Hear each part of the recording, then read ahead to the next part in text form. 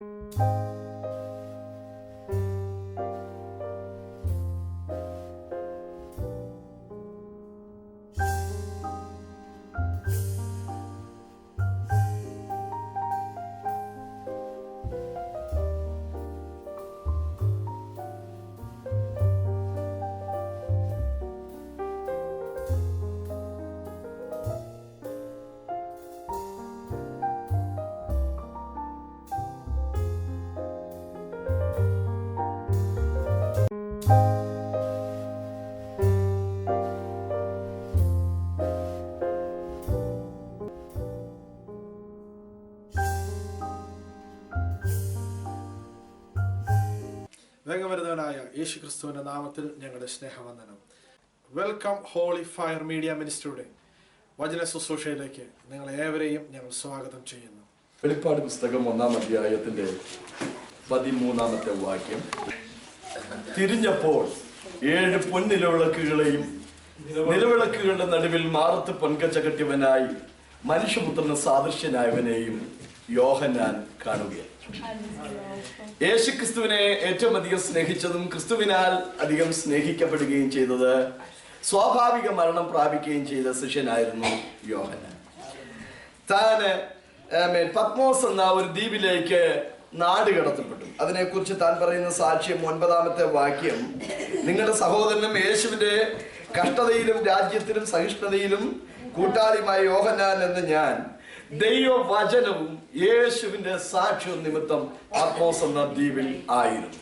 സഹോദരങ്ങളെ, ദൈവം നമ്മെ ഏതെങ്കിലും ഒരു സ്ഥലത്താക്കുമ്പോൾ നമുക്ക് നമ്മോട് പറയാനുള്ള ഒരു സാക്ഷ്യം യേശുവിന്റെ സാക്ഷ്യ നിമിത്തം, ദൈവവചന നിമിത്തം ഞാൻ ഇവിടെ ആയിരിക്കുന്നു. ഇന്ന് വൈകവേളയിൽ എത്ര പേർക്ക് അത് പറയാൻ കഴിയും? ദൈവം നിങ്ങളെ UK ആക്കിയിരിക്കുന്നു. എന്തിനാ? യേശുവിന്റെ സാക്ഷ്യത്തിന് വേണ്ടി, ദൈവവചനത്തിന് വേണ്ടി ദൈവം നിങ്ങളെ ഇവിടെ ആക്കിയിരിക്കുന്നു. അദ്ദേഹം എഫെസോസിൽ ഒരു സഭയുടെ പാസ്റ്റർ ആയിരുന്നു. ആ സന്ദർഭത്തിലാണ് അദ്ദേഹത്തെ അറസ്റ്റ് ചെയ്ത് സുവിശേഷ നിമിത്തം ആ ദ്വീപിലേക്ക് നാട് കടത്തിയത്. അവിടെ വെച്ച് തനിക്ക് ഒരു ശബ്ദം കേൾക്കുവാൻ കഴിഞ്ഞു, ഒരു ദർശനം കാണുവാൻ കഴിഞ്ഞു. 12-ാം വാക്യം.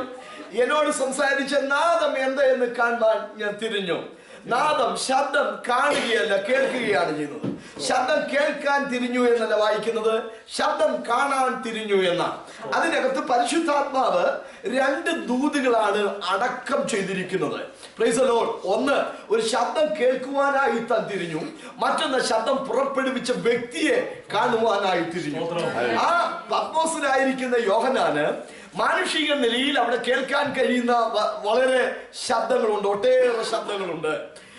കഴുകന്മാരുടെ ചിറകടിച്ച് കയറുന്ന ശബ്ദം തനിക്ക് കേൾക്കാൻ കഴിയും. അങ്ങ് മലയിൽ വന്യജീവികൾ ഓടിയിടുന്ന ശബ്ദം തനിക്ക് കേൾക്കാൻ കഴിയും.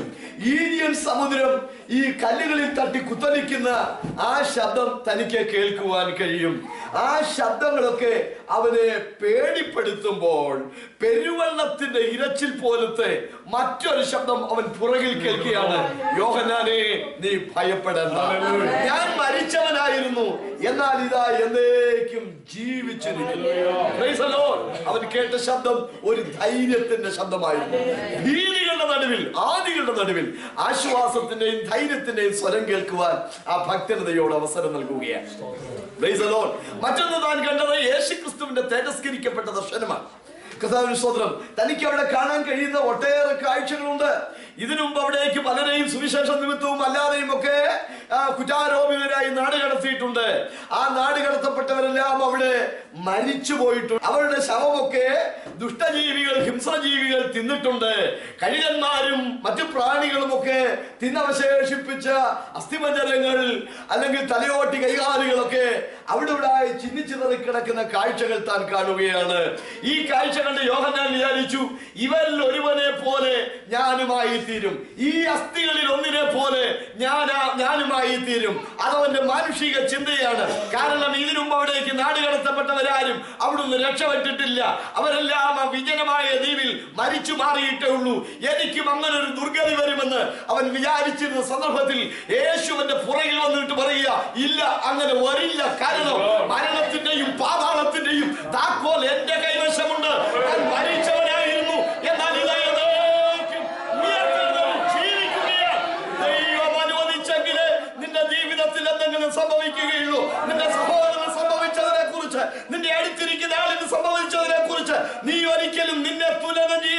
നിന്റെ മേൽ ദൈവത്തിന് ഒരു പദ്ധതി ഉണ്ടെങ്കിൽ മറ്റുള്ളവർക്ക് സംഭവിച്ച വിപത്തുകൾ നിനക്ക് വരാനിടെ അവൻ അനുവദിക്കുകയില്ല.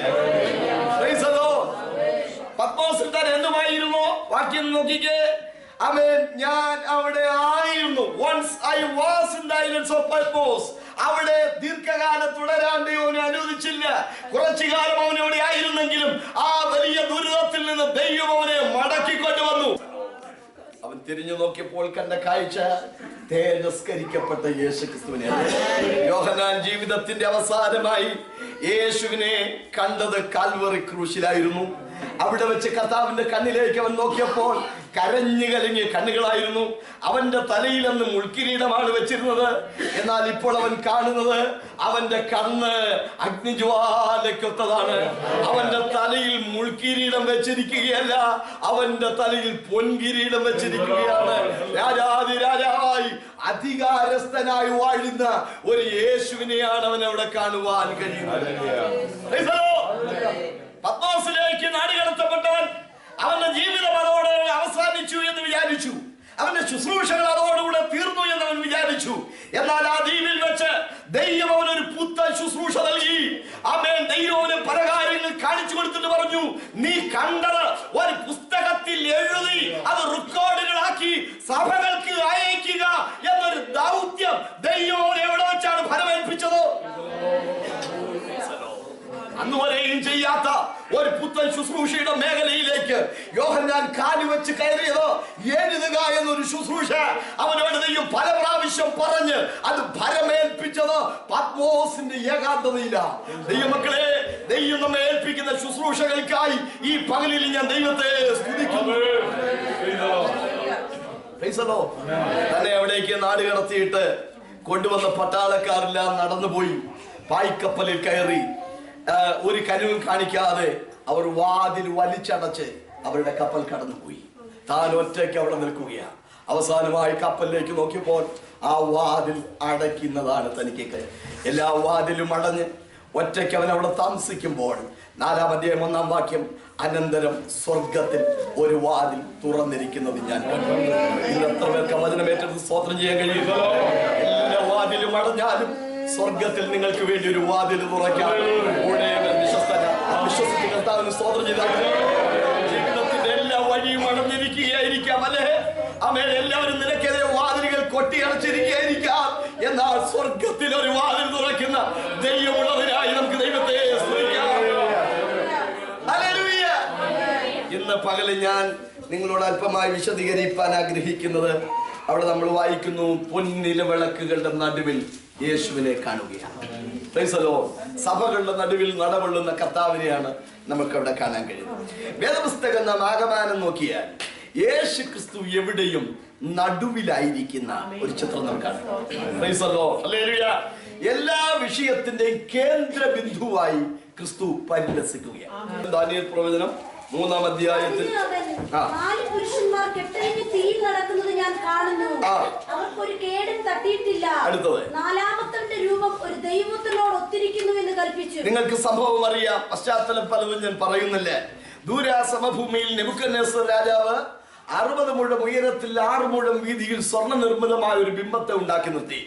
അതിനുശേഷം ആമേൻ അവിടെ കുറെ നാദങ്ങൾ മുഴക്കിയിട്ട് എല്ലാവരോടായി പറഞ്ഞു, വീണ ഈ ബിംബത്തെ നമസ്കരിക്കണം. ആമേൻ. ആരെങ്കിലും വീണ് നമസ്കരിക്കുന്നില്ലെങ്കിൽ അവരെ തീച്ചുളയിലേക്ക് വലിച്ചെറിയും. ശബ്ദകോലാഹലങ്ങൾ കേൾപ്പിച്ചപ്പോൾ എല്ലാവരും ആ വിഗ്രഹത്തെ വീണ് നമസ്കരിച്ചു. സ്വർഗത്തിലെ ദൈവം ഒരു കാലത്തും ക്ഷമിക്കാത്ത ഒരു പാപമായിട്ടാണ് വേദപുസ്തകം വിഗ്രഹാരാധനയെ കാണിക്കുന്നത്. അവർ ആ ബിംബത്തെ നമസ്കരിക്കാൻ തയ്യാറായില്ല. അവർക്ക് വേണ്ടി ശബ്ദം ഒരിക്കലൂടെ കേൾപ്പിച്ചു. അവരോട് പറഞ്ഞു, ഈ തീയിൽ കരിയാതിരിക്കണമെങ്കിൽ നിങ്ങൾ വീണ് നമസ്കരിക്കണം. അവരുടെ മറുപടി എന്തായിരുന്നു? രാജാവേ, 2 വട്ടമല്ല 2000 വട്ടം ശബ്ദം മുഴക്കിയാലും 6 സംഗീതോപകരണമല്ല അതിലേറെ ഉപകരണങ്ങൾ മീട്ടിയാലും ഞങ്ങളുടെ തീരുമാനത്തിന് തെല്ലും മാറ്റമില്ല. ഈ വിഗ്രഹത്തെ ഞങ്ങൾ നമസ്കരിക്കുകയില്ല. അവയെ തീയിൽ കരിഞ്ഞൊരുപിടി ചാരമായി തീരാന് ഞങ്ങളെ കുറിച്ചുള്ള ദൈവ പദ്ധതിയെങ്കിൽ അതിന് ഞങ്ങൾ സന്മനസ. കരിഞ്ഞോട്ടെ, സാരമില്ല, എങ്കിലും ഞങ്ങൾ വിഗ്രഹത്തെ ആരാധിക്കുകയില്ല. അവരവരുടെ വിശ്വാസം വിളിച്ചു പറഞ്ഞു, ഞങ്ങൾ സേവിക്കുന്ന ദൈവത്തിന് ഞങ്ങളെ തീച്ചൂളയിൽ നിന്ന് വിടുവിക്കുവാൻ കഴിയും. വിശ്വാസത്താൽ അവർ തീയുടെ ബലം കൊടുത്തി. ആ തീക്കകത്ത് വീണപ്പോഴാണ് വിസ്മയകരമായ ഒരു കാഴ്ച രാജാവും ഉലകവും കണ്ടത്. തീക്കകത്ത് വീഴുന്നതിന് മുമ്പ് ദൈവപുത്രനെ കണ്ടില്ല, തീയിൽ നിന്ന് കയറേറിയതിനു ശേഷവും ദൈവപുത്രനെ കണ്ടില്ല. എന്നാൽ തീക്കകത്ത് ദൈവപുത്രൻ ഇറങ്ങി വന്നു. കഷ്ടതയുടെ വേളയില കർത്താവിന്റെ സജീവ സാന്നിധ്യം നീ അനുഭവിക്കുന്നു. തീച്ചൂളയുടെ നടുവിൽ മാത്രമേ നാം ദൈവപുത്രനെ കാണുന്നുള്ളൂ. അതിന് മുൻപ് ദൈവപുത്രനെ കാണുന്നില്ല. അവർ അതിന് കരേറിയതിനു ശേഷവും ദൈവപുത്രനെ കാണുന്നില്ല. ജീവിതത്തിന്റെ അഗ്നിശോധനയുടെ നടുവിൽ നീ തീയിലൂടെ നടന്നാൽ വെന്തുപോകില്ല, അഗ്നിജ്വാല നിന്നെ ദഹിപ്പിക്കുകയുമില്ല എന്ന് നിന്നോട് കരുണയുള്ളവരും അരുളി ചെയ്തിട്ടുണ്ടെങ്കിൽ അവൻ ധാരാളമായി കഷ്ടങ്ങളിലേക്ക് മടുത്തതുടയായി അവൻ അവിടെ ഇറങ്ങി വരികയാണ്. അവരെ ഇടാൻ പോയ ബലശാലികൾ തീയുടെ ജ്വാല തട്ടിയപ്പോഴേക്ക് കരിഞ്ഞു.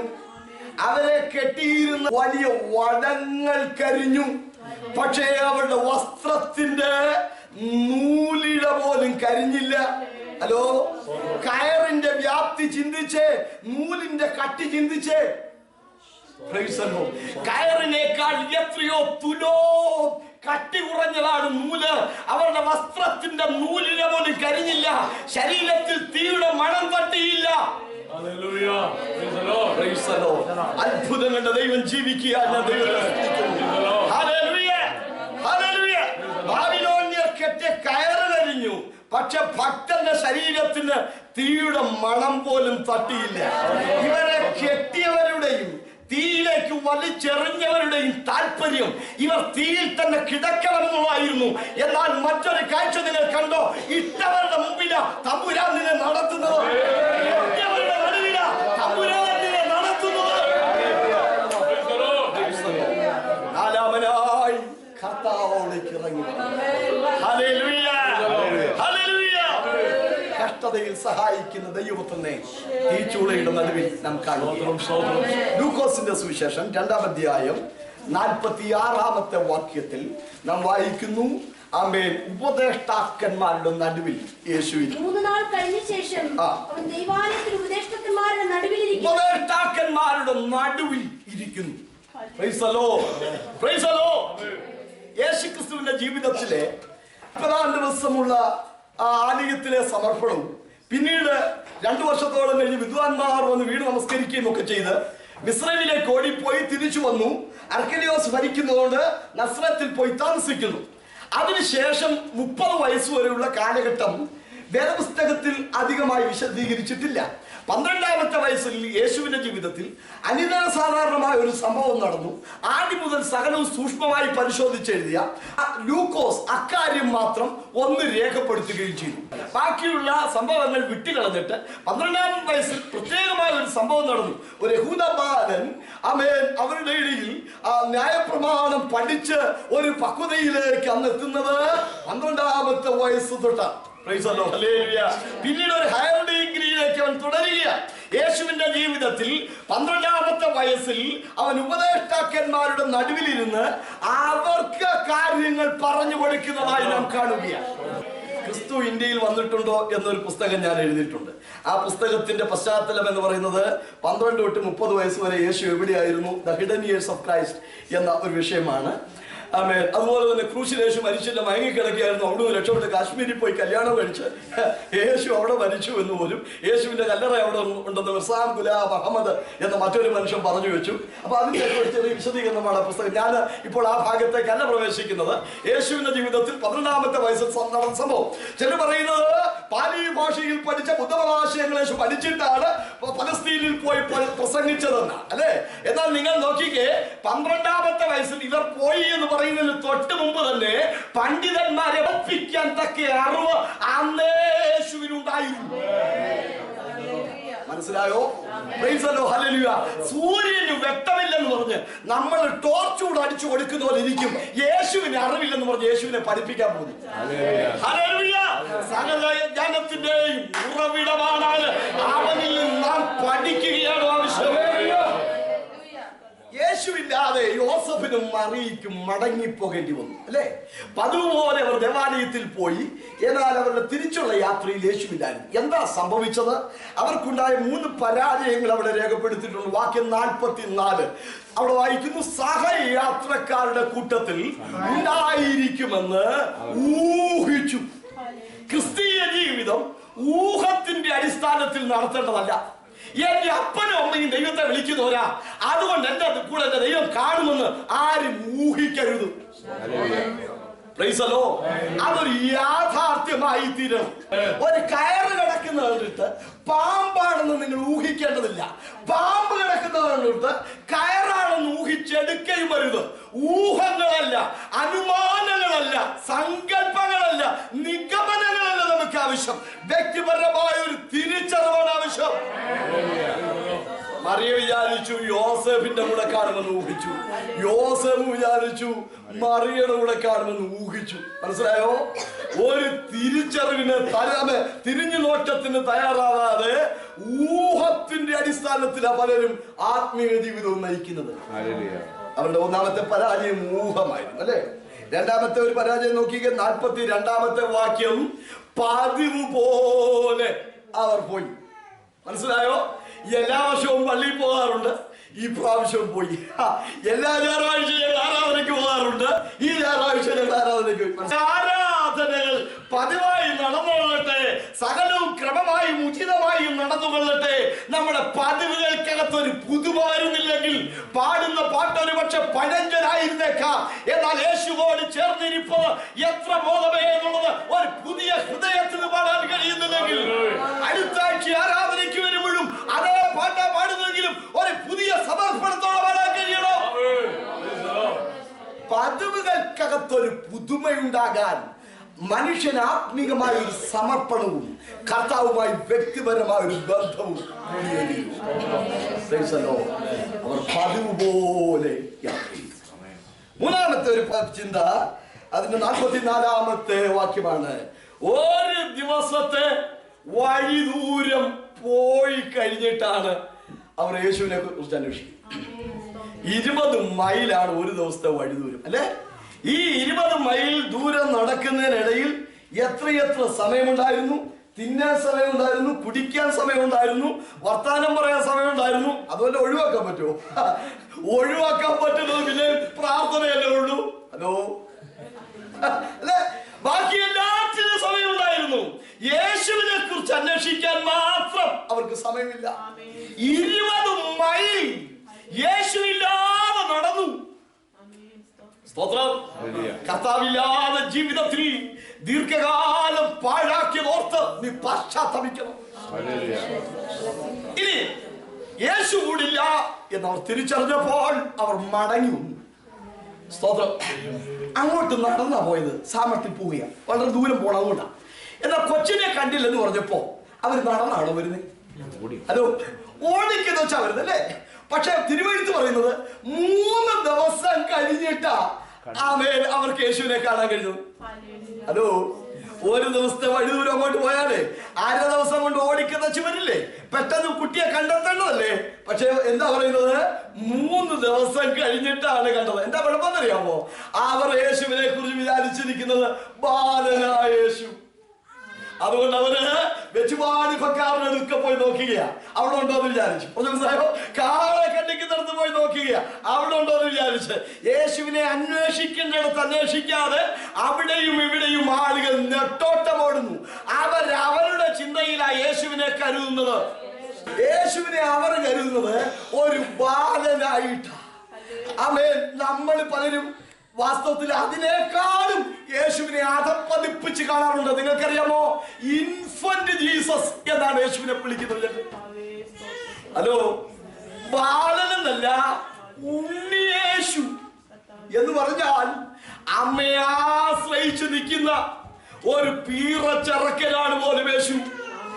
പാലുവേണ അമ്മയോട് ചോദിക്കണം. ഹലോ, മനസ്സിലായോ? അമ്മയെ സ്വയമായി ഒന്നും ചെയ്യാൻ ത്രാണിയില്ലാത്ത ഒരു ഉണ്ണിയായിട്ടാണ് യേശുവിനെ ആളുകൾ കരുതുന്നത്. യേശു ഇന്നും ബാലനല്ല. മനസ്സിലായോ? അവൻ ഇന്നും ബാലനല്ല. ഞാൻ പറയുന്നത് ആ വിളിപ്പേര് യേശുവിനെ അധിക്ഷേപിക്കുന്ന ഒരു വിളിപ്പേരാണ്. യേശു ഇന്നും ഉണ്ണിയല്ല. അവൻ ഏകനായി മഹാത്ഭുതങ്ങളെ ചെയ്യുന്നവനാണ്. അവനൊപ്പം പറയാൻ ഒരാളില്ല. സകലത്തെയും ശക്തിയുള്ള വചനത്താൽ നിയന്ത്രിക്കുന്ന സൃഷ്ടികനാണവൻ. ഹല്ലേലൂയ. മടങ്ങി വരട്ടെ. യേശുവിനെ നാം അവിടെ ഉപദേഷ്ടാക്കന്മാരുടെ നടുവിൽ കാണുകയാണ് അല്ലേ? വിജ്ഞാനികളായ ആളുകൾ ന്യായപ്രമാണം ഹരിച്ചുകൊണ്ട് ചരിച്ചു പറക്കി വിടുന്നതല്ല. The crown of the law, ന്യായപ്രമാണ തിലകൻ എന്നൊരു പ്രത്യേക പദവി നൽകാറുണ്ട്. അവരെയാണ് അവിടെ ശാസ്ത്രിമാരെന്ന് പറയുന്നത്, ഉപദേഷ്ടാക്കന്മാരെന്ന് പറയുന്നത്. അവർക്ക് ഉത്തരം പറഞ്ഞു കൊടുക്കാനുള്ള അറിവ് യേശുവുള്ളവനായി അവന്റെ വാക്കുകളിലും ഉത്തരങ്ങളിലും ആളുകൾക്ക് വിസ്മയം തോന്നുകയാണ്. അവർ അവനെ കണ്ടിട്ട് അതിശയിക്കുകയാണ്. മറിയ യോസേപ്പോട് ചോദിച്ചു, ഞങ്ങളോട് ഈ ചെയ്തത് എന്ത്? ഞങ്ങൾ എന്ത് അന്വേഷിച്ച് നടന്നു കുഞ്ഞേ? യേശുവിന് മറുപടി കേൾക്കണമോ? ഞാൻ എന്റെ പിതാവിനുള്ളതിൽ ഇരിക്കേണ്ടതല്ലയോ? ആമേൻ. ഞാനും നിന്റെ അപ്പനും കൂടെ നിന്നെ അന്വേഷിച്ചെന്നല്ലേ പറഞ്ഞത്? യേശു എന്താ പറഞ്ഞത്? ഞാൻ എന്റെ പിതാവിനുള്ളതിൽ, ഞാൻ എന്റെ അപ്പനുള്ളതിൽ ഇരിക്കേണ്ടതല്ലയോ? ഇംഗ്ലീഷിൽ അത് വായിക്കുന്നത് shall I be in my father's business. എന്റെ പിതാവ് തിരക്കേറിയ ഒരു ദൗത്യം എന്റെ മക്കൾ ഭരമേൽപ്പിച്ചിരിക്കുന്നു. ഞാൻ ആ ദൗത്യത്തിൽ വ്യാപൃതനായിരിക്കേണ്ടതല്ലയോ? യേശുക്രിസ്തു എവിടെയും നടുവിലാണ്. മത്തായി സുവിശേഷം 18-ാം അധ്യായത്തിന്റെ 20-ാം വാക്യം നമുക്ക് നന്നായി അറിയാവുന്ന വാക്യമാണല്ലോ. 2 or 3 പേർ എന്റെ നാമത്തിൽ കൂടി വരുന്നിടത്തൊക്കെയും ഞാൻ അവരുടെ മത്തായി സുവിശേഷം 18-ാം അധ്യായത്തിന്റെ പശ്ചാത്തലം നിങ്ങൾ മനസ്സിലാക്കണം. അവിടെ കർത്താവ് പറയുന്നത്, നിങ്ങളിൽ ഒരുവൻ തെറ്റ് ചെയ്താൽ അവനെ നീ ചെന്ന് ആ തെറ്റിനെ കുറിച്ച് ബോധവൽക്കരിക്കുക. അവൻ വചനം കേട്ട് യഥാസ്ഥാനപ്പെടാൻ മനസ്സ് വെച്ചാൽ നീ അവനെ നേടി. നീ ഒറ്റയ്ക്ക് പറഞ്ഞിട്ടും അവൻ കേൾക്കുന്നില്ലെങ്കിൽ സഭയിൽ നിന്ന് 1-2 പേരെയും കൂടെ കൂട്ടിക്കൊണ്ടുപോയി അവനെ അക്കാര്യം ബോധവൽക്കരിച്ച് അവനെ കൃപയിലേക്ക് മടക്കി വരുത്താൻ ശ്രമിക്കുക. എന്നിട്ട് നിങ്ങൾ 1-2 പേര് പറഞ്ഞിട്ടും കേൾക്കുന്നില്ലെങ്കിൽ പൊതുസഭയോട് അറിയിക്കുക. സഭയും പറഞ്ഞിട്ടും അവൻ അനുസരിക്കുന്നില്ലെങ്കിൽ അവനെ പുറത്താക്കിയത്. അങ്ങനെ വരുമ്പോ ന്യായമായ ഒരു സംശയം വരും, കർത്താവേ, അങ്ങനെ പുറത്താക്കിയാൽ പിന്നെ അകത്തിരിക്കാൻ ആരെങ്കിലും ഉണ്ടോ? കർത്താവ് അവിടെയാണ് ആ വാക്യം പറഞ്ഞത്. 2 or 3 പേർ എന്റെ നാമത്തിൽ കൂടി വരുന്നിടത്തൊക്കെയും ഞാൻ അവരുടെ നടുവിലുണ്ട്. മാനസാന്തരപ്പെടാത്ത 100 ഇല്ലെങ്കിലും ആമേൻ, യഥാസ്ഥാനപ്പെടുന്നവർ 2 or 3 പേരായാലും മതി. യേശുവിന്റെ സാന്നിധ്യം മനസ്സിലാകുന്നവർക്കായി ഞാൻ ദൈവത്തെ ആളുകൾ എത്ര പേരുണ്ട്, അതിന്റെ അടിസ്ഥാനത്തിലല്ല കർത്താവ് വരുന്നത്. മനസ്സിലായോ? ആരാധനയ്ക്ക് ആളുകളുടെ പെരുപ്പം കണ്ടിട്ടല്ല അവിടെ ഇറങ്ങി വരുന്നത്. അടുക്കുള്ള ഒരുക്കമുള്ള ക്രമീകരണമുള്ള ശുദ്ധീകരണമുള്ള പശ്ചാത്താപമുള്ള മനസ്താപമുള്ള ഒരു ന്യൂനപക്ഷമേ ഉള്ളെങ്കിലും അവരുടെ നടുവിലേക്ക് ആരാധന സ്വീകരിപ്പാൻ, അവരെ ആശീർവദിപ്പാൻ, അതെവിടെയായാലും അവൻ നമ്മുടെ നടുവിലുണ്ട്. അവരെ അനുഗമിച്ച പാറയിൽ നിന്നല്ലോ അവർ കുടിച്ചത്. ആ പാറ ക്രിസ്തുവായിരുന്നു. 40 വർഷത്തിനോടകത്ത് 42 സ്ഥലങ്ങളിൽ യഹൂദന്മാർ മാറി മാറി താമസിച്ചിട്ടുണ്ട്. അവർ പോയിടത്തെല്ലാം പാറ അവരെ അനുഗമിച്ചു. യേശു പറയുകയാണ്, ഹല്ലേലൂയ, കണ്ടാലിൽ ലോകാവസാനത്തോളം എല്ലാ നാളും ഞാൻ നിങ്ങളോട് കൂടെയുണ്ട്. ഭൂമിയുടെ അറ്റത്തോളം നിങ്ങൾ എന്റെ സാക്ഷികളായി പോയിക്കൊള്ളുവിൻ, അവിടെയും ഞാൻ കൂടെ കാണും. ഹല്ലേലൂയ. മലയാള നാട് വിട്ടിട്ട് ഉപജീവനത്തിന് വേണ്ടി നിങ്ങൾ ഈ മറുകരയിൽ വന്നിരിക്കുന്നു സഹോദരങ്ങളെ. നമ്മുടെ കൂടെ നമ്മുടെ കർത്താവുണ്ട്. അവന്റെ സാന്നിധ്യം നമ്മോട് കൂടെ ഉണ്ട്.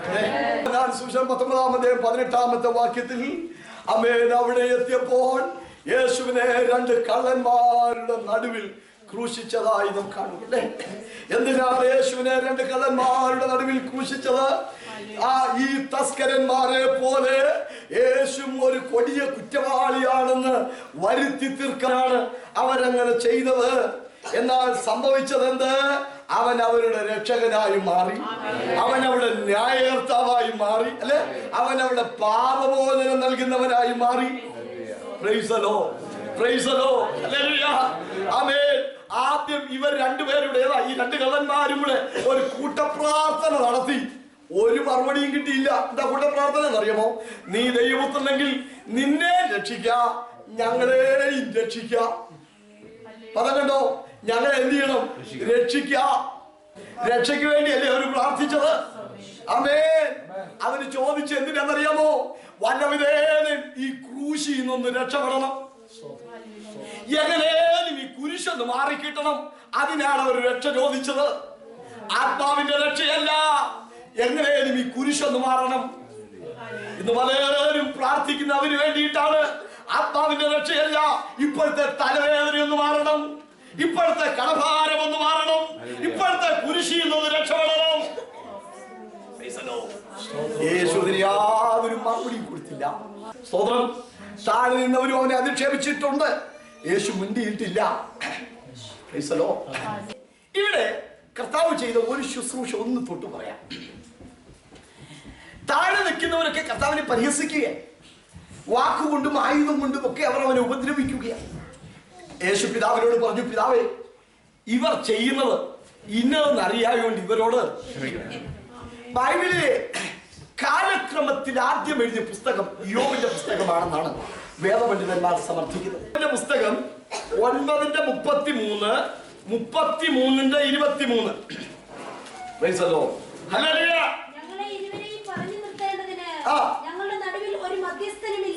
പഴയ നിയമത്തിലെ ഒരു നിലവിളിയാണത്.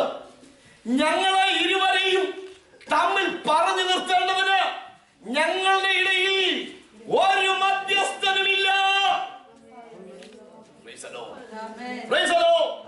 33:23 വാക്യം നോക്കിക്കേ. ആയിരത്തിലൊരുത്തനായി മധ്യസ്ഥനായ ഒരു ദൂതൻ അവന് വേണ്ടി ഉണർന്നു വരുമെങ്കിൽ അവൻ അവങ്കൽ കൃപ വിചാരിച്ച് കുഴിയിലിറങ്ങാതെ വണ്ണം ഇവനെ രക്ഷിക്കണമേ. അടുത്ത പദം, ഞാനൊരു മറുവില കണ്ടിരിക്കുന്നു എന്ന് പറയും. ശ്രദ്ധിച്ചു വായിക്കണം. Price the Lord. 1000-ലൊരുവനായി ഒരു ദൂതനെ കണ്ടിരുന്നെങ്കിൽ മനുഷ്യൻ കുഴിയിലിറങ്ങാതെ അവൻ അവർക്ക് വേണ്ടി മറുവിലയായി തീരുമായിരുന്നു. സഹോദരൻ ശവക്കുഴി കാണാതെ എന്നേക്കും ജീവിച്ചിരിക്കേണ്ടവന് അവനെ വീണ്ടെടുപ്പാനോ അവന് വേണ്ടി മറുവില കൊടുപ്പാനോ ആർക്കും സാധിക്കുകയില്ല. അവരുടെ പ്രാണന്റെ വീണ്ടെടുപ്പ് വിലയേറിയത്. മനുഷ്യന് വേണ്ടി മറുവിലയായി മരിക്കാൻ, മനുഷ്യനെ നരകക്കുഴിയിൽ രക്ഷിക്കാൻ ആരുമില്ലാതിരിക്കുമ്പോൾ ഞങ്ങളെ ഇരുവരെയും തമ്മിൽ പറഞ്ഞു നിർത്തേണ്ടതിന് ഞങ്ങളുടെ ഇടയിൽ ഒരു മധ്യസ്ഥനുമില്ല എന്ന് നിലവിളിക്കുമ്പോൾ ഒരു മധ്യസ്ഥനെ നമ്മൾ കാണുകയാണ്. ഹല്ലേലൂയ. തിമോഥെയോസിന്റെ ലേഖനത്തിലെ വാക്യം നിങ്ങൾക്ക് കാണാൻ അറിയാമല്ലോ. ദൈവം ഒരുവനല്ലോ, ദൈവത്തിനും മനുഷ്യർക്കും മധ്യസ്ഥനും ഒരുവൻ, എല്ലാവർക്കും വേണ്ടി മറുവിലയായി തന്നെത്താൻ കൊടുത്ത മനുഷ്യനായ ക്രിസ്തു യേശു തന്നെ. അവൻ മധ്യസ്ഥ കേട്ടോ. ആമേൻ. പിതാവേ, ഇവർ ചെയ്യുന്നത് ഇന്നതാണ്, ഇവർ അറിയാതെ ചെയ്യുന്നത്, അതുകൊണ്ട് അവരോട് അപരാധം പൊറിക്കണമേ, വേണമെങ്കിൽ അതിന്റെ ശിക്ഷ കൂടെ എനിക്ക് തന്നുകൊള്ളൂ എന്ന് പറഞ്ഞ് മാനവകുലത്തിന് വരേണ്ടുന്ന ശിക്ഷ സ്വന്തം ശരീരത്തിൽ വഹിച്ചു വെച്ചുകൊണ്ട് ജനത്തെ ശിക്ഷയിൽ നിന്ന് ഒഴിവാക്കുന്ന രക്ഷകനെ, മധ്യസ്ഥത അടയ്ക്കുന്ന ഒരു ക്രിസ്തുവിനെ കാൽവറി ക്രൂശിൽ നാം കാണുകയാണ്. യേശു അവിടെ വെച്ച് ക്രൂശിൽ വെച്ച് അനുഭവിച്ച സഹോദരനോട് പറഞ്ഞൊരു വാക്ക് നോക്കണം. ഇന്ന് നീ എന്നോടുകൂടെ. അതിന്റെ അർത്ഥം മനസ്സിലാക്കാൻ ഒരു ചിന്ത ഞാൻ പറയാം. ക്രിസ്തുവിനെ മധ്യസ്ഥനായി നാം കാണുന്ന ആദ്യത്തെ രംഗം ഉൽപ്പത്തി പുസ്തകത്തിലാണ്. ആമേൻ. ആദവും ഹവ്വയും പാപം ചെയ്തപ്പോൾ അവർക്ക് നടുവിൽ ദൈവത്തിനും മനുഷ്യർക്കും ഇടയിൽ ഒരു കുഞ്ഞാട് അറുക്കപ്പെട്ടു. സ്തോത്രം. മൃഗത്തിന്റെ തോൽ വെച്ചാണ് ദൈവം അവർക്ക് വസ്ത്രം ഉണ്ടാക്കി നൽകിയത്. മൃഗത്തിന്റെ തോലെടുക്കണമെങ്കിൽ ഒരു മൃഗം കൊല്ലപ്പെടണമായിരുന്നു. കൊല്ലപ്പെട്ട മൃഗത്തിന്റെ പേര് അവിടെ കൊടുത്തിട്ടില്ല. യഹോവയുടെ പുസ്തകത്തിൽ അന്വേഷിച്ചു വായിച്ചു നോക്കുവിൻ, ഒന്നിനും ഇണയില്ലാതിരിക്കില്ല. ആ മൃഗമേത്? വെളിപ്പാട് പുസ്തകം 13:8. ലോകസ്ഥാപനം മുതൽ അറുക്കപ്പെട്ട കുഞ്ഞാടായ ക്രിസ്തു.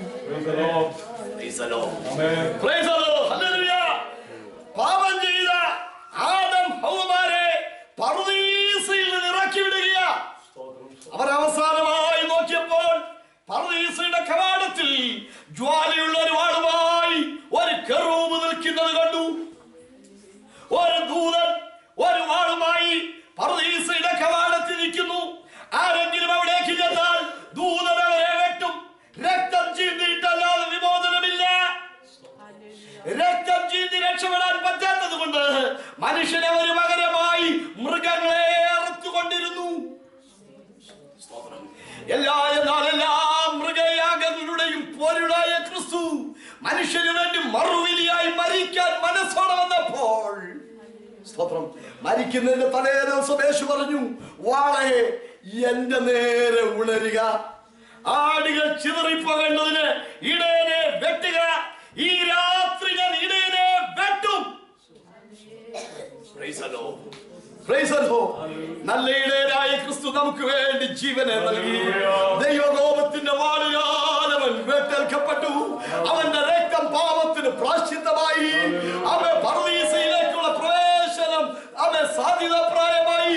അതുകൊണ്ടാണ് ദേവാലയത്തിലെ തിരശീല എന്ന് മേൽ മുതൽ താഴെ വരെ രണ്ടായി മുറിഞ്ഞു മാറിയത്.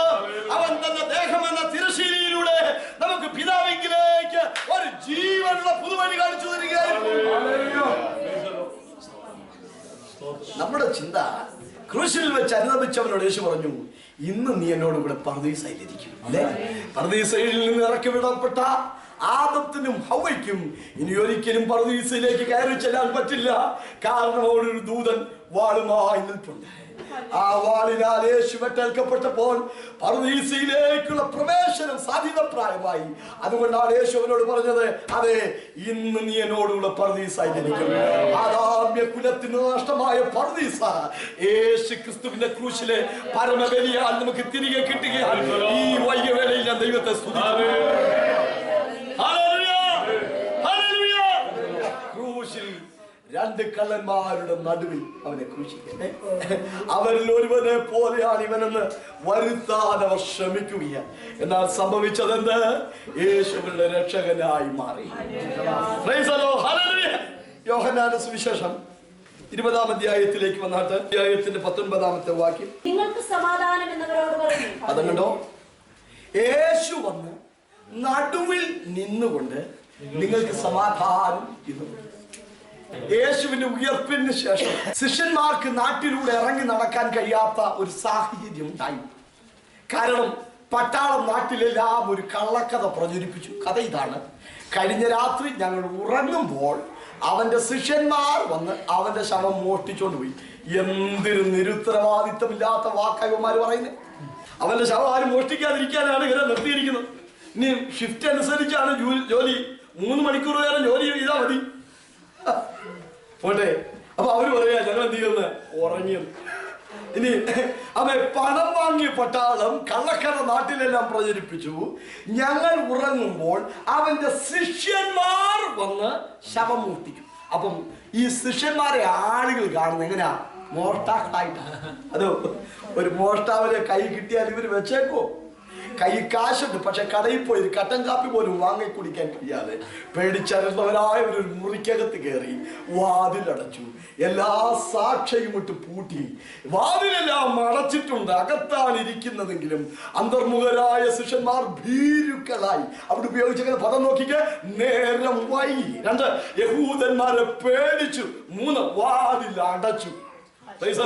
ജീവിതത്തിലെല്ലാം അവൻ അടയപ്പെട്ട ഒരു സന്ദർഭം. പുറത്തിറങ്ങാൻ കഴിയാതെ കട്ടത്തിന്റെ കോട്ടയിൽ അകപ്പെട്ടു. ഇനി നാളെ എന്തായി തീരുമെന്നുള്ള വ്യാകുലതയോടെ അവർ കഴിയുമ്പോൾ യേശു എന്താ ചെയ്യുന്നറിയാമോ? മേൽക്കൂര പൊളിക്കാതെ, കതക് ചവിട്ടി പൊളിക്കാതെ ദൈവപുത്രൻ അവരുടെ നടുവിലേക്ക് വന്ന് നിന്നിട്ട് പറഞ്ഞു, നിങ്ങൾക്ക് സമാധാനം. അധ്യായം ശാന്തമായി വായിച്ചു നോക്ക്. 21, 26 വാക്യങ്ങളൊക്കെ നാം വായിക്കുന്നു. 3 പ്രാവശ്യം യേശു പറയുന്നുണ്ട്, നിങ്ങൾക്ക് സമാധാനം, നിങ്ങൾക്ക് സമാധാനം, നിങ്ങൾക്ക് സമാധാനം. അതെ, നമുക്ക് സമാധാനം തരാൻ യേശുവിന് മാത്രമേ കഴിയൂ. അവന്റെ പേരെന്താണെന്നറിയാമോ? അവൻ സമാധാന പ്രഭു. പൗലോസ് യേശുവിനെ പരിചയപ്പെടുത്തുന്നു. എഫേസ്യർ 2:14. അവൻ നമ്മുടെ സമാധാനം. ഒന്നാമത് പേടിച്ചരണ്ടിരിക്കുക ചെയ്തു നോക്കണേ. തന്റെ മുറിപ്പാടുള്ള കൈകാലുകൾ അവരെ കാണിച്ചു. കുറച്ചുകൂടെ പേടിക്കാൻ വേറെ വല്ലതും വേണം? സഹോദരങ്ങളെ, എന്തുകൊണ്ടാണ് യേശു ആ സന്ദർഭത്തിൽ തന്റെ മുറിപ്പാടുള്ള കയ്യും കാലും അവരെ കാണിച്ചത്? 2 കാരണം അതിനകത്തുണ്ട്. ഒന്ന്, ഈ മുറിപ്പാടിനൊരു അർത്ഥമുണ്ട്. സ്തോത്രം. നമ്മുടെ സമാധാനത്തിനായുള്ള ശിക്ഷ അവന്റെ മേലായി. നിനക്ക് വേണ്ടി ശിക്ഷ ഏൽക്കപ്പെട്ട രക്ഷകന് മാത്രമേ നിനക്ക് സമാധാനം തരാൻ കഴിയൂ. അതുകൊണ്ടാണ് യേശു പറഞ്ഞത്, നിങ്ങൾക്ക് സമാധാനം. അവർ യേശുവിനെ കണ്ടിട്ട് ഒരു ഭൂതത്തെ കാണുന്നു എന്ന് വിചാരിച്ച് ഞെട്ടി എന്നാണ് ലൂക്കോസ് രേഖപ്പെടുത്തിയിരിക്കുന്നത്. മനസ്സിലായോ? യേശുവിനെ കണ്ടിട്ട് അവർക്ക് എന്ത് തോന്നി? ഒരു ഭൂതമാണെന്ന് തോന്നി. തോന്നല. മനസ്സിലായോ? സത്യമല്ല. സ്വന്തം യേശു പറയാണ്, നോക്കിക്കേ, തൊട്ട് നോക്കിക്കേ, എന്നിൽ കാണുന്ന പോലെ ഭൂതത്തിന് അസ്ഥിയും മാംസവും ഇല്ലല്ലോ. അവർ അവനെ തൊട്ട് നോക്കി ഉറപ്പാക്കി. എന്നിട്ടും അവർക്ക് ഉറപ്പ് വരുത്താൻ വേണ്ടി കർത്താവ് ഒരു കാര്യം കൂടെ ചെയ്തു. കൂട്ടുവാൻ വല്ലതും ഉണ്ടോ എന്ന് ചോദിച്ചു. അവര് ഒരു കഷ്ണം വറുത്ത മീനും തേനും കൂടെ കൊടുത്തു. ഇവിടുത്തെ ചിന്ത, ഈ മീനും തേനും കൂടെ തിന്നത് അവരെ ഉറപ്പിക്കാന്. അവിടെ നമുക്കൊരു ആത്മീക ചിന്ത ലഭിക്കുന്നുണ്ട്. നമ്മുടെയൊക്കെ ഉള്ളിൽ സംശയം പൊങ്ങുമ്പോൾ, നമുക്ക് യേശുവിനെ തെറ്റിദ്ധരിക്കുമ്പോൾ, അവൻ ഭൂതമാണെന്ന് പോലും അവർ അവിശ്വസിച്ചപ്പോൾ, തോന്നിയപ്പോൾ, യേശു അവരുടെ ചിന്തകളെ മാറ്റി, സംശയങ്ങളെ മാറ്റി, കലങ്ങിയ മനസ്സുകൾക്ക് യേശുവിടെ ശാന്തത നൽകുകയാണ്. സഹോദരങ്ങളെ, നമ്മുടെയും കലങ്ങിയ മനസ്സിൽ എപ്പോഴെങ്കിലും യേശു വന്നാൽ നമുക്ക് സമാധാനം. മനസ്സിലായോ? ആമേൻ. പുറത്തെല്ലാം നിനക്ക് പ്രതികൂലമാവാം, ജീവിതയാത്ര മുഴുവൻ തടസ്സമായിരുന്നേക്കാം. എന്നാൽ യേശു നടുവിലേക്ക് വന്നാൽ നിനക്ക് സമാധാനമുണ്ട്. വെളിപ്പാട് പുസ്തകം മതിയെ മാറാം. ഞാൻ സിംഹാസനത്തിന്റെയും 4 ജീവികളുടെയും നടുവിലും മൂപ്പന്മാരുടെ മധ്യത്തിലും ഒരു കുഞ്ഞാട് അറുക്കപ്പെട്ടതുപോലെ, മൂപ്പന്മാരുടെ മധ്യത്തിൽ ഒരു കുഞ്ഞാട് അറുക്കപ്പെട്ടതുപോലെ നിൽക്കുന്നത് കണ്ടു. ആരാ കുഞ്ഞാട്?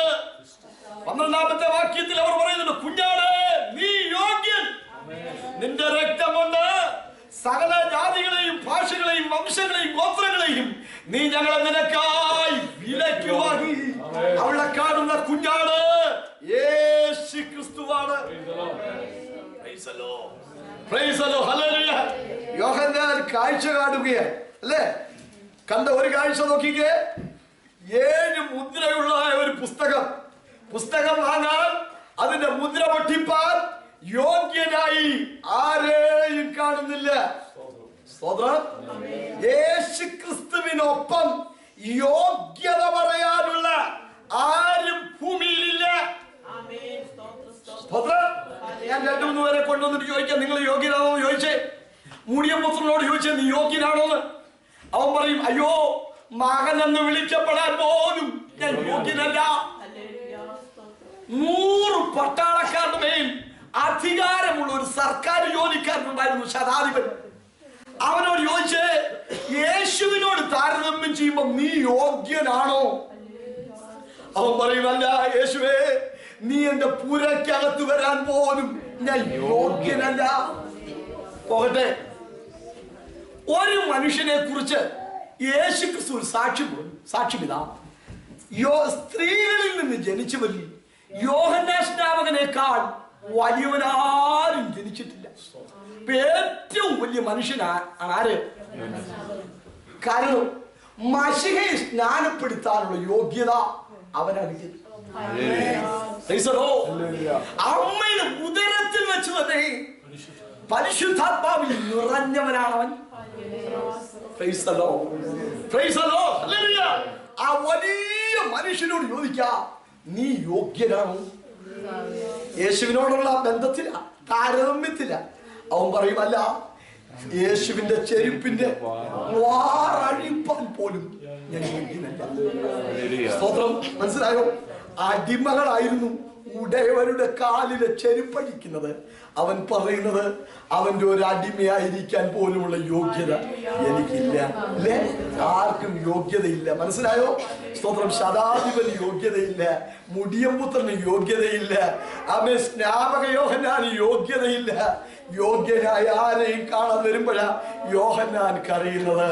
ദൂതം പറഞ്ഞു, യോഹന്നാനെ കരയണ്ട, യോഗ്യതയുള്ള ഒരുവനുണ്ട്. പുസ്തകം വാങ്ങാൻ മുദ്ര പൊട്ടിപ്പാൽ യോഗ്യതയുള്ള ഒരുവനുണ്ട്. ഗോത്രത്തിന്റെ സിംഹം, ദാവീദിന്റെ വേര്. സിംഹത്തെ കാണാൻ യോഹന്നാൻ കൊതിയോടെ കാത്തിരിക്കുമ്പോൾ കണ്ടത് സിംഹമല്ല, ഒരു കുഞ്ഞാട് അറുക്കപ്പെട്ടതുപോലെ അവിടെ വന്ന് നിൽക്കുകയാണ്. Praise the Lord. ആമേൻ. ആ പുസ്തകം ഭൂമിയുടെ വീണ്ടെടുപ്പിന്റെ പുസ്തകമാണ്. മാനവകുലത്തെ വീണ്ടെടുപ്പാൻ യോഗ്യതയുള്ളത് യേശു ക്രിസ്തുവിനാണ്. ഇന്ന് പൈകവേളയിൽ നാം ഒരു കാര്യം തിരിച്ചറിയണം, നമ്മുടെ കർത്താവ് യോഗ്യനാണ്. എന്തിനാ അവന്റെ യോഗ്യത? എന്തിനാ അവന്റെ യോഗ്യത? അവൻ ആരാധനയ്ക്ക് യോഗ്യന, അല്ലേ? ആമേൻ. 2 ഗ്രീക്ക് പദങ്ങളാണ് ആരാധന എന്ന വിഷയത്തിൽ ഉപയോഗിച്ചിരിക്കുന്നത്. ഒന്ന് പ്രോസ്കുനെയോ, മറ്റൊന്ന് ലാറ്റുറയോ. പ്രോസ്കുനെയോ എന്ന വാക്കിന്റെ അർത്ഥം റെസ്പെക്റ്റീവ് ആക്ട്, ഒരു ബഹുമാന പുരസ്സരമുള്ള ഒരു പ്രവർത്തനമാണ്. എന്നാൽ ലാറ്റുറയോ എന്ന് പറയുന്നത് സർവാംഗമായി നാം അവനെ വീണ് ആരാധിക്കുന്നതിനെയാണ്. യേശു ആരാധനയ്ക്ക് യോഗ്യനാണോ? ലാറ്റുറയോ എന്ന വാക്ക് ആരാധന, താണു വീണുള്ള ആരാധന. യേശുവിനോടുള്ള ബന്ധത്തിൽ എവിടെങ്കിലും ബൈബിളിൽ ഉപയോഗിച്ചിട്ടുണ്ടോ? യഹോവയുടെ സാക്ഷികളെ കുറിച്ച് ഞാനൊരു പുസ്തകം എഴുതിയിട്ടുണ്ട്, യഹോവ സാക്ഷികളുടെ തനിനിറം. ആ പുസ്തകത്തിന്റെ പഠനകാലത്താണ് എനിക്ക് ഈ പദം ഒന്ന് പഠിക്കേണ്ടി വന്നത്.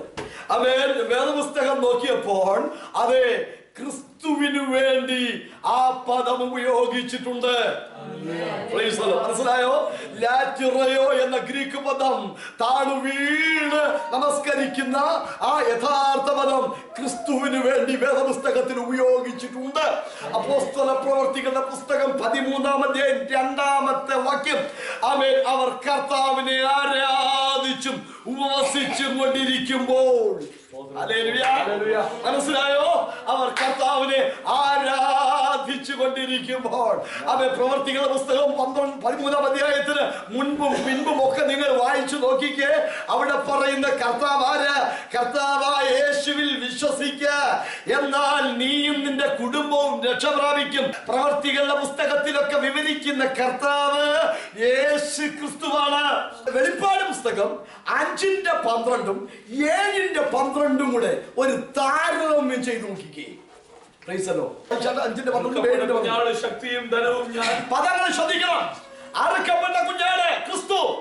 ശക്തിയും ധനവും ജ്ഞാനവും ബലവും ബഹുമാനവും മഹത്വവും സ്തോത്രവും ലഭിപ്പാൻ യോഗ്യൻ. 7:12 കൂടെ വായിച്ചേ. നമ്മുടെ ദൈവത്തിന് എന്നേക്കും സ്തുതിയും മഹത്വവും ജ്ഞാനവും സ്തോത്രവും ബഹുമാനവും ശക്തിയും ബലവും.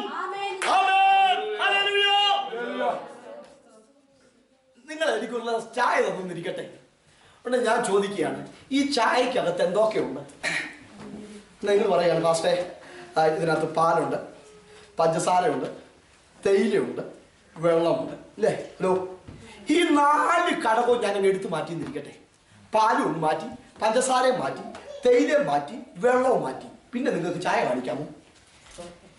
ആരാധന എന്ന് പറയുന്ന ആ കാര്യത്തിനകത്ത് എന്തൊക്കെയുണ്ട് മനസ്സിലാവുന്നുണ്ടോ? സ്തുതിയും സ്തോത്രവും ബഹുമാനവും മഹത്വവും എല്ലാം അർപ്പിക്കുന്ന ഒരു ഘടകമാണ് ആരാധന. ആരാധനയിൽ അവിഭാജ്യമായുള്ള എല്ലാ ഘടകങ്ങളും യേശു ക്രിസ്തുവിന് അർപ്പിച്ചിരിക്കുന്നു. മനസ്സിലായോ? വേറെ ആരും ആരാധനയ്ക്ക് യോഗ്യരല്ല. ഭൂമിയിൽ വേറെ ആരും ആരാധനയ്ക്ക് യോഗ്യരല്ല. ആരാധനയ്ക്ക് യോഗ്യൻ അറുക്കപ്പെട്ട കുഞ്ഞാടാണ്. അല്ലേ? സ്തോത്രം. നോക്കൂ, അവിടെ യേശുവിനെ നാം നടുവിൽ കാണുകയാണ്. 24-36 നാം കാണുന്നു. അവർ ചെയ്ത 2 പ്രതികരണം പറഞ്ഞ വാക്ക് ഞാൻ പിടിച്ചവസാനിപ്പിക്കാം. ആമേൻ. 1, അവർ തങ്ങളുടെ കിരീടങ്ങൾ അവന്റെ മുമ്പാകെ ഇട്ടു. 2, അവർ അവന്റെ മുമ്പാകെ വീണു.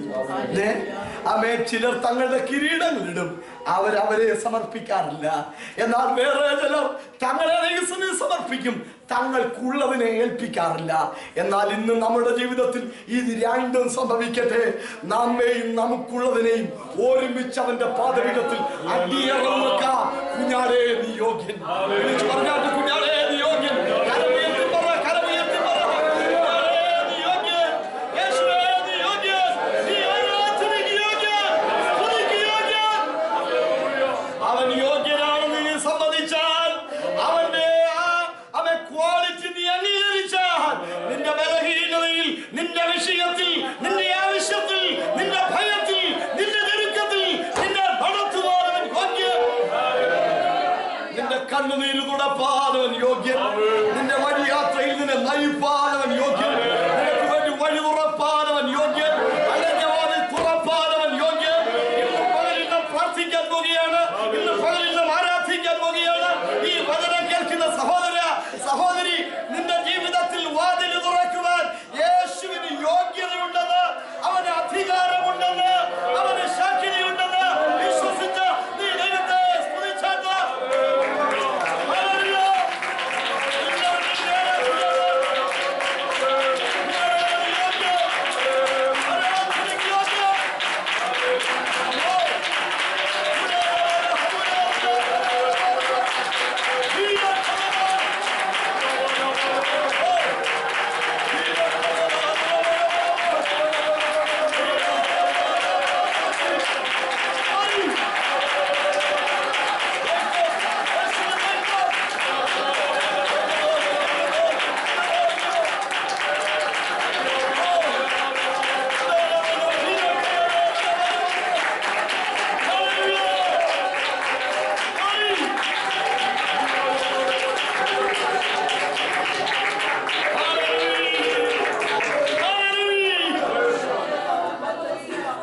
കുഞ്ഞാടവൻ യോഗ്യനെന്ന് മോക്ഷത്തിൽ കേൾക്കുന്ന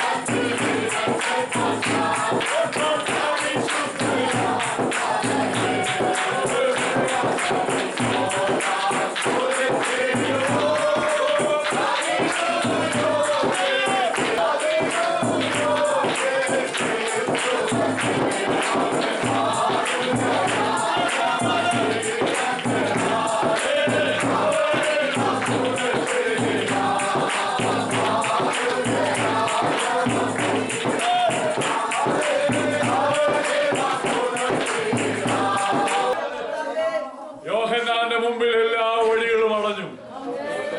രക്ഷപ്പെടാൻ ഇനി ഒരു വഴിയില്ല.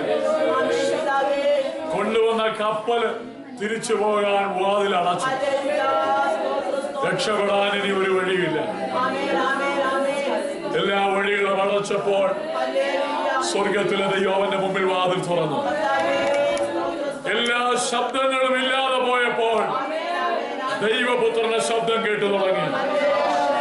നമ്മുടെ ജീവിതത്തിൽ എല്ലാ വഴികളും അടയുമ്പോൾ ഓർത്തുകൊള്ളുക, ദൈവത്താൽ തുറക്കപ്പെടുന്ന ഒരു വാതിൽ കാണുവാനിടയാണ്.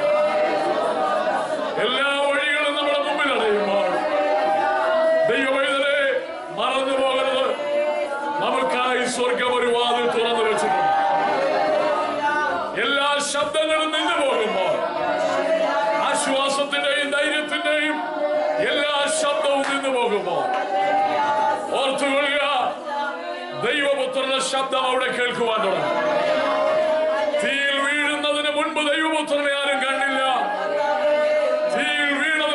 ശേഷവും വിടുതൽ പ്രാപിച്ചതിന് ശേഷവും ദൈവത്തിനെ കണ്ടില്ല. എന്നാൽ തീയിൽ വീണപ്പോൾ, തീക്കകത്ത് കിടക്കുമ്പോൾ ദൈവപുത്രനെ കാണുവാനിടയായി. നിങ്ങളുടെ ജീവിതത്തിൽ ദൈവപുത്രനെ കാണുവാൻ കഴിയുന്നത് അവൻ നമ്മോട് കൂടെയുണ്ട്. ദൈവത്തിനെ ഭയപ്പെടേണ്ടതില്ല. ജീവിതയാത്രയിൽ നാം അനുഭവിക്കുന്ന ഏത് ക്ലേശങ്ങളുടെയും നടുവിൽ ദൈവം നമ്മോട് കൂടെയുണ്ട്. ലോകത്തുള്ള അനേക മനുഷ്യർ താൽക്കാലികമായ കുരിശു മാറിപ്പോകേണ്ടതിന് ദൈവത്തോട് പ്രാർത്ഥിക്കുമ്പോൾ പരമാർത്ഥതയിൽ എന്റെ ഉള്ളത്തിൽ നിന്ന് എന്റെ പ്രാണനെ രക്ഷിക്കണമേ എന്ന് നിലവിളിക്കുന്ന ഒരു ഭക്തനെ കുറിച്ച് ദൈവത്തിന് പദ്ധതിയുണ്ട്. അവൻ അന്ന് പറഞ്ഞതുപോലെ ഇന്ന് നീ എന്നോട് കൂടെ പറുദീസയിലിരിക്കും. വാസ്തവമായി നാളുകൾ നമ്മുടെ നിലവിളി, നമ്മുടെ പ്രാർത്ഥന, നമ്മുടെ ഉപവാസം എല്ലാത്തിനും മുകളിലായി കർത്താവേ, എന്റെ ജീവിതത്തിൽ നിത്യത നഷ്ടപ്പെടുന്നതൊന്നും എന്റെ ജീവിതത്തിൽ വരാൻ പാടില്ല. ദൈവകൃപയിൽ എനിക്ക് മുന്നേറുവാൻ സഹായിക്കണം. ദൈവകൃപയിൽ നിന്ന് വീണുപോകുവാൻ യാതൊരു വഴികളും എന്റെ ജീവിതത്തിൽ വരാതെ വണ്ണം നീ സൂക്ഷിക്കണമേ. ജനത്തെ അനുഗ്രഹിക്കണം. ഹൃദയത്തിൽ ഭാരത്തോടുകൂടെ കർത്താവിയായിരിക്കുന്ന ആരെങ്കിലും ഇനിയുണ്ടെങ്കിൽ കർത്താവിനെ ദിവസങ്ങളിൽ ആശ്വസിപ്പിക്കുകയും ധൈര്യപ്പെടുത്തുകയും ചെയ്യണം. പ്രത്യാശ കൊണ്ട് നിറയ്ക്കണം. യേശു കർത്താവിൻ നാമത്തിൽ തന്നെ അനുഗ്രഹത്തോടെ ഇപ്പോൾ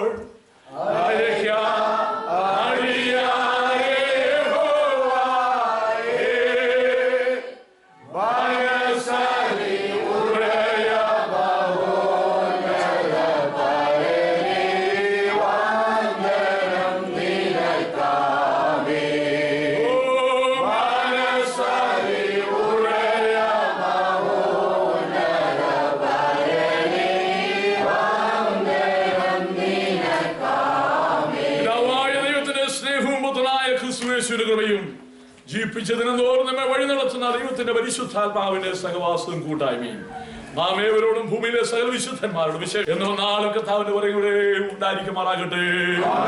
ഇന്ന് പകലിലും ചെയ്യുന്ന ദൈവത്തെ സ്തുതിക്കാം.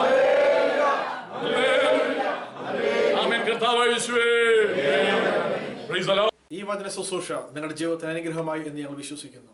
നിങ്ങളുടെ പ്രാർത്ഥനാ വിഷയങ്ങൾ, ദൈവവചന സംബന്ധമായ നിങ്ങളുടെ സംശയങ്ങൾക്ക് ഞങ്ങൾ മറുപടി തരുവാനായിട്ട് തയ്യാറാണ്. ദയവായിട്ട് താഴെ കാണുന്ന ഇമെയിൽ അഡ്രസ്സിൽ, താഴെ കാണുന്ന കോൺടാക്ട് നമ്പറിൽ ഞങ്ങളുമായി ബന്ധപ്പെട്ടാലും